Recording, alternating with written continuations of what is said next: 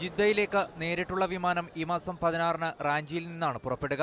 1,36,020 പേരാണ് ഈ വർഷം ഇന്ത്യയിൽ നിന്നും ഹജ്ജിനായി വരുന്നത്. ഇതിൽ 1,21,420 പേർ കേന്ദ്ര ഹജ്ജ് കമ്മിറ്റി മുഖേനയും 14,600 പേർ വിവിധ സ്വകാര്യ ഹജ്ജ് ഗ്രൂപ്പുകളിലുമായാണ് വരുന്നത്. എയർ ഇന്ത്യയും സൗദി എയർലൈൻസുമാണ് ഇന്ത്യൻ ഹാജിമാരെ സൗദിയിലെത്തിക്കുന്നത്. 60,800 പേർ നേരിട്ട് മദീനയിലേക്കും 61,000 പേർ ജിദ്ദയിലേക്കുമായിരിക്കും വരിക. കേരള ഹജ്ജ് കമ്മിറ്റി വഴി വരുന്ന ഹാജിമാരുടെ ആദ്യ വിമാനം ഈ മാസം 25-ന് രാവിലെ 9:25-ന് കോഴിക്കോട് വിമാനത്താവളത്തിൽ നിന്നും പുറപ്പെടും. സൗദി എയർലൈൻസാണ് കേരളത്തിലെ മുഴുവൻ ഹാജിമാരെയും സൗദിയിലെത്തിക്കുന്നത്. ദിവസവും 2 വിമാനങ്ങളിലായി ആകെ 29 സർവീസുകളാണ് ഈ വർഷം നടത്തുക. ഹാജിമാരുടെ യാത്രാസമയ വിവരപ്പട്ടിക ഹജ്ജ് കമ്മിറ്റി ഇതിനോടകം പുറത്തിറക്കിയിട്ടുണ്ട്. കേരളത്തിൽ നിന്നുള്ള മുഴുവൻ ഹജ്ജ് വിമാനങ്ങളും ജിദ്ദയിലേക്കായിരിക്കും സർവീസ് നടത്തുക. എന്നാൽ ഇവരുടെ മടക്ക സർവീസ് മദീന വഴിയായിരിക്കും.